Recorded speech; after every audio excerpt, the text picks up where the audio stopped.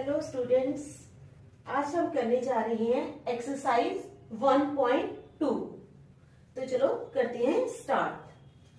हमारा क्वेश्चन है, there is a circular path around a sports field. एक sports field है, उसके वहां पे एक सर्कुलर पाथ है। स्पोर्ट्स फील्ड के आसपास एक सर्कुलर पाथ है। सर्कुलर मीन्स गोले के आकार में एक ऐसे बना हुआ है। Sonia takes 18 minutes to drive 1 round of the field.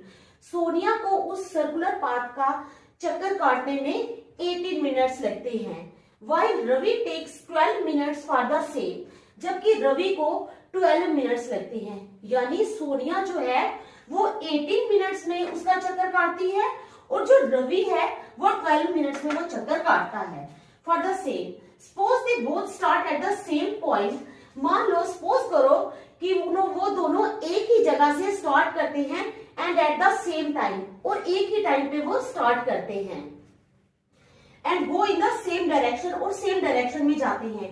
After how many minutes will they meet again at the starting point. अब ये बताना है कि कितने मिनट्स के बाद वो दोबारा स्टार्टिंग पॉइंट पे मिलेंगे। तो क्या है आंसर आएगा, द मिनिमम टाइम। कैसे निकालेंगे हम? The minimum time when Sonia and Ravi meet again at the starting point will be the LCM of 18 and 12।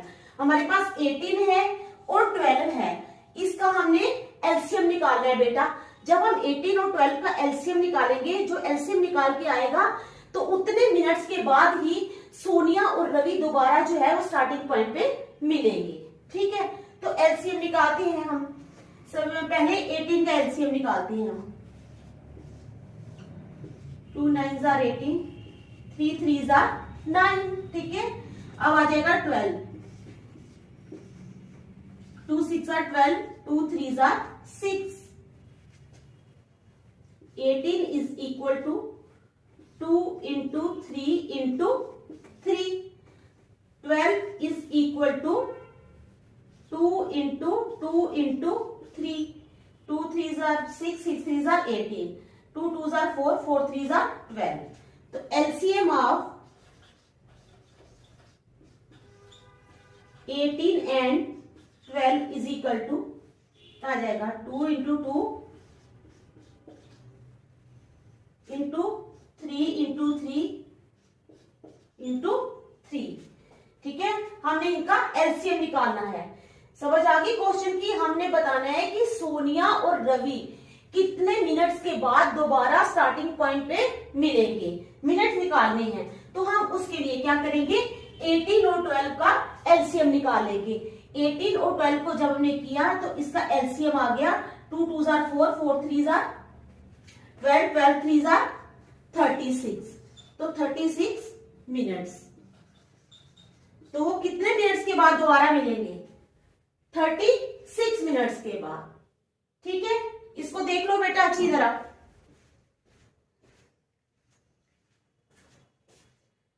अच्छी तरह देख लो, समझ आ गई ना क्वेश्चन की?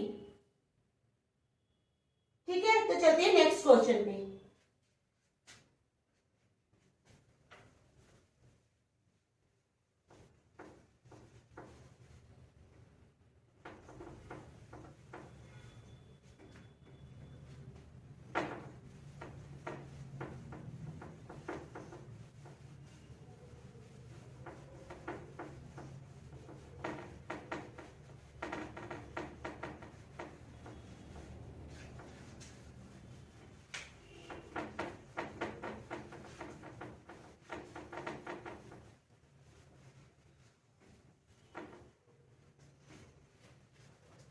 नेक्स्ट क्वेश्चन है हमारा, find the LCM and HCF of the following. Find the LCM and HCF of the following integers.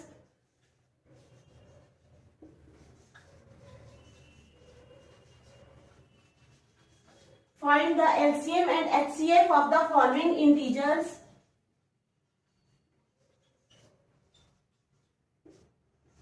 By applying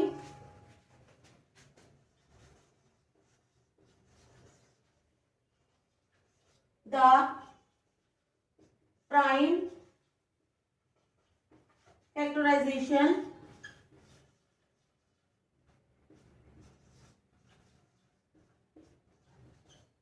method.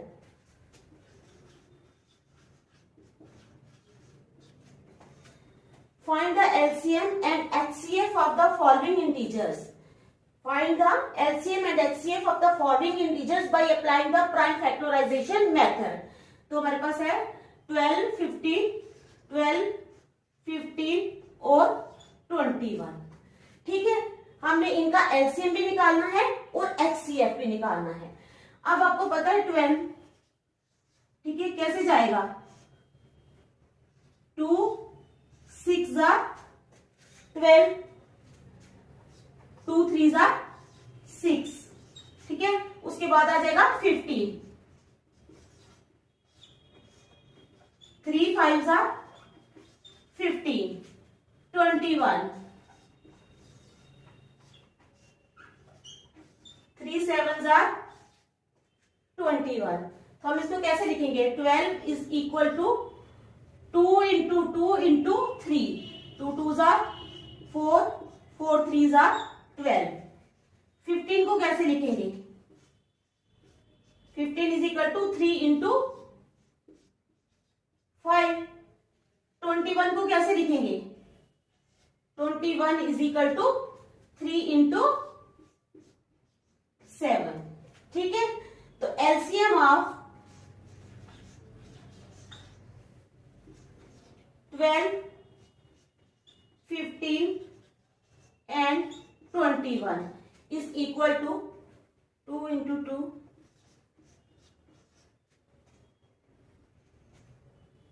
3 एक ही बार है, into 3 into 5 into 7। ध्यान से देख लो, 2 into 2 into 3 into 5 into 7, 2 2 4, 4 3 12।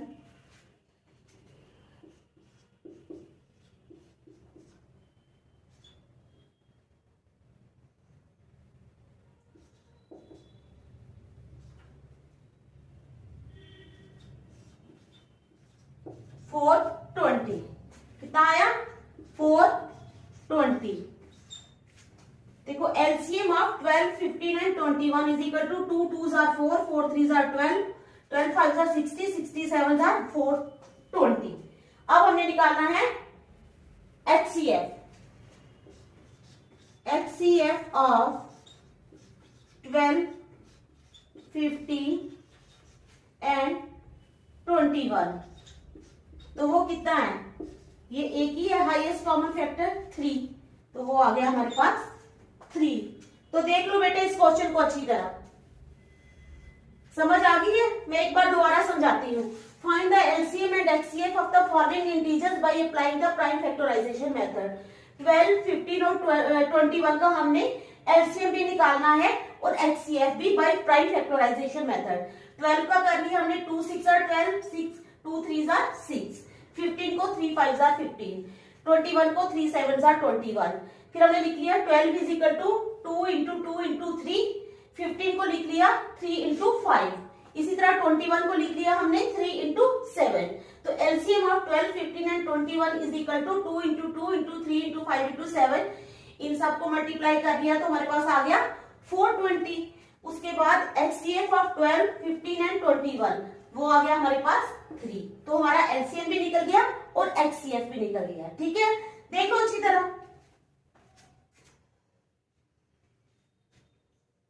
देख लिया। चलो अब नेक्स्ट,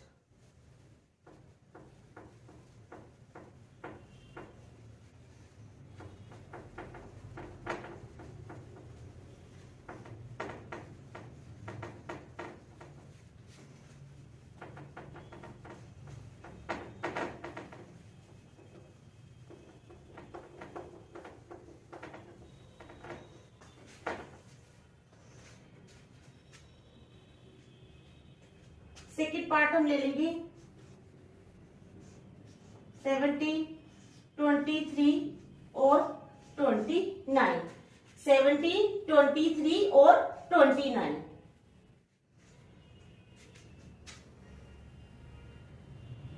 अब हमने ले लेना 70। अब 17 का क्या है, किससे जाएगा, 17 वन जार 17, ठीक है। 23 ले लिया, 23 वन जार 23, 29 ले लिया, 29 वन जार 29, समझ आ गई। 17 is equal to 1 into 17, 23 is equal to 1 into 23 और 29 इज इक्वल टू 1 इंटू 29। तो HCF कौन सा आ गया हमारे पास, HCF होता है हाईएस्ट कॉमन फैक्टर, तो ये तो सिर्फ 1 ही आया ना, तो HCF of 17, 23 and 29 is equal to 1। आ गई समझ।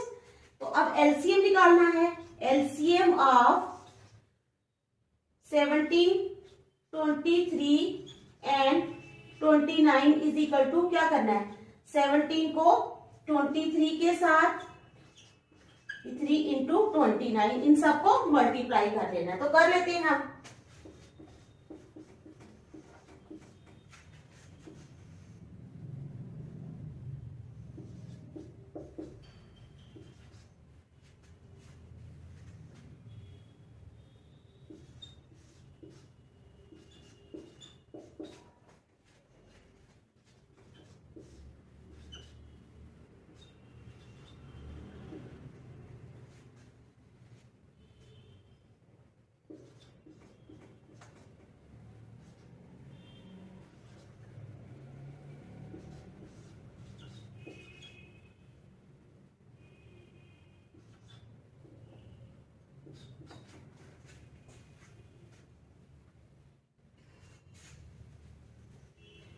तो 17 को हमने किया पहले 23 के साथ मल्टीप्लाई, जब हमने 17 को 23 के साथ किया तो हमारा है 391, 391 को किया हमने 29 के साथ तो हमारा आ गया 11339।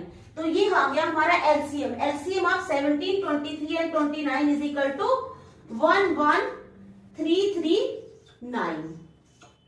ठीक है, समझ आ गई बेटा, देख लो 2 मिनट अच्छी तरह।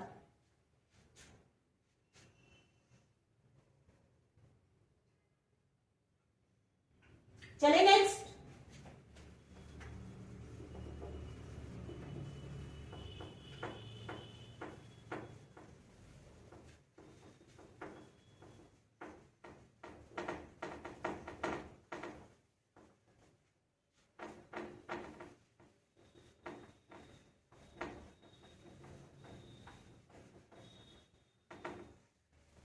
चलो अब चलते हैं थर्ड पार्ट पे।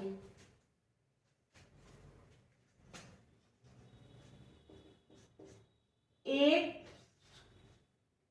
9 एंड 25 क्या है, 8, 9 एंड 25। 8 को ले लो, 2 4 जार 8, 4 का आ गया 2 2 जार 4। ठीक है, उसके बाद 9, 3 3 जार 9, उसके बाद 25,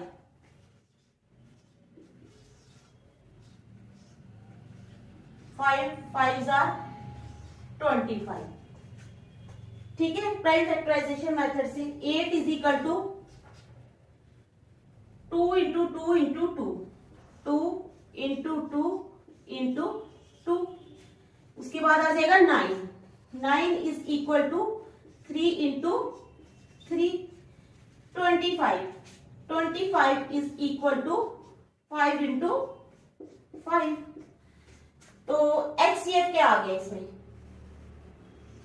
इसमें तो कोई भी कॉमन नहीं है, इसका मतलब इसके साथ हम 1 लगाएंगे, इंटू 1 इंटू 1। ध्यान से देखो मैंने क्या किया है, क्या किया है, इसके साथ इन सब के साथ 1 लगाया। जब हम 1 लगाएंगे तो हमारा HCF क्या हो जाएगा 1, क्योंकि इस कोई भी टर्म 2 इंटू 2 इंटू 2 यानी ये हो गया 2 2 जार 4, 4 2 जार 8, 8 को हम 1 से करते हैं तो 8 ही आता है। इसी तरह 3 3 जार 9 को 1 से करेंगे 9 ही आएगा। इसी तरह 5 5 जार 25 इंटू 1। तो हमारा HCF क्या आ गया, HCF of 8, 9 and 25 is equal to 1। अब हमने निकालना है LCM. LCM of 8, 9 and 25 is equal to 3 बार 2 into 2 into 2 into 3 into 3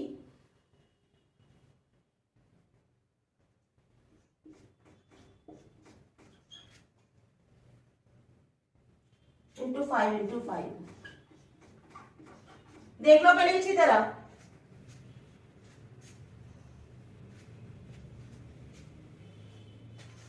2 2s are 4, 4 2s are 8, 8 3s are 24, 24 3s are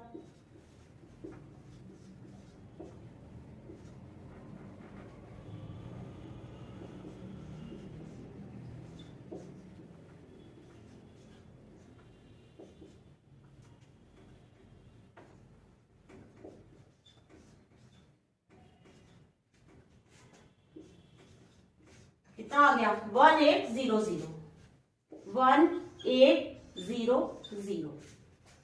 ये आ गया हमारा एलसीएम, एचसीएफ और एलसीएम। ठीक है, देख लो अच्छी तरह बेटा, आ गई समझ। चलिए अब अगले क्वेश्चन पे।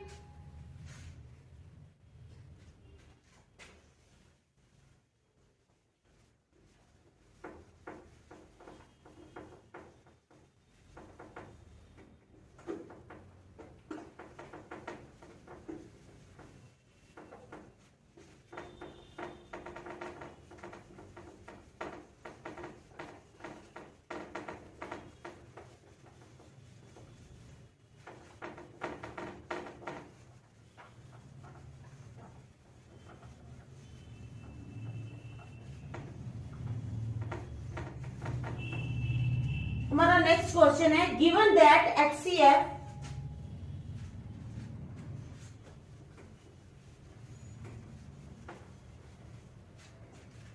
क्या क्वेश्चन है, गिवन दैट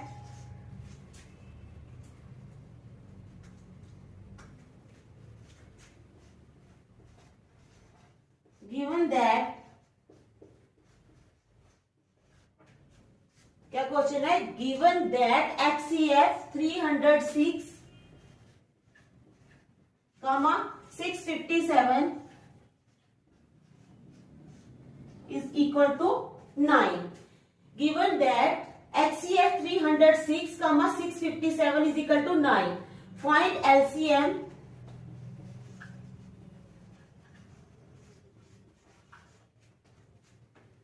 थ्री 657। हमारा क्वेश्चन है, हमें दिया गया है कि एचसीएफ जो है 306 और 657, इन दोनों नंबर्स का जो एचसीएफ है, हाईएस्ट कॉमन फैक्टर हमें दिया हुआ है, वो है हमारे पास 9। हमने फाइंड करना है कि एलसीएम जो है 306 और 657 का एलसीएम कितना होगा। ठीक है, अब वी नो दैट, सोल्यूशन क्या आ जाएगा, वी नो दैट हमें पता है कि एलसीएम इंटू एचसीएफ, ये पहले भी मैंने आपको बताया था, LCM into HCF is equal to product of two numbers. Numbers भी लिख सकते हो, टू नंबर्स भी लिख सकते हो, it depends on you. Product of two numbers, it implies, LCM तो हमने फाइंड करना है, लेकिन एचसीएफ हमारे पास है। ध्यान से समझना क्वेश्चन को। Given that HCF 306, 657 is equal to 9, इन दोनों नंबर्स का हमें एचसीएफ दिया है 9। हमें क्या फाइंड करना है, एलसीएम। अब हमारे पास हमें ये पता है कि हम अब सोचेंगे किस तरह से फाइंड करें। हमें पता है, we know that LCM into HCF is equal to product of two numbers. तो एलसीएम को तो वैसे ही रखेंगे इंटू एचसीएफ। एचसीएफ कितना है, 9 is equal to product of two numbers, means numbers कौन से है हमारे पास, ये दो, is equal to 306 into 657। It implies LCM is equal to 306 into 657 upon 9 के 9 नीचे आ जाएगा। अब हम इसको काट लेंगे। 9 1 जार 9, 9 3 जार 27, 9 4 जार 36।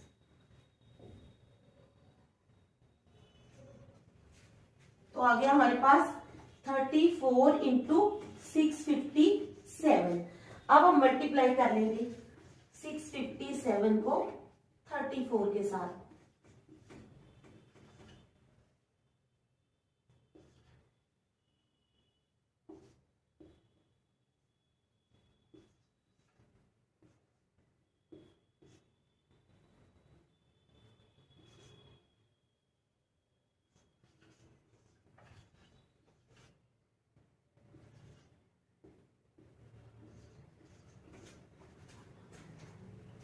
तो क्या आ गया हमारे पास मल्टीप्लाई करके 2 2 3 3 8।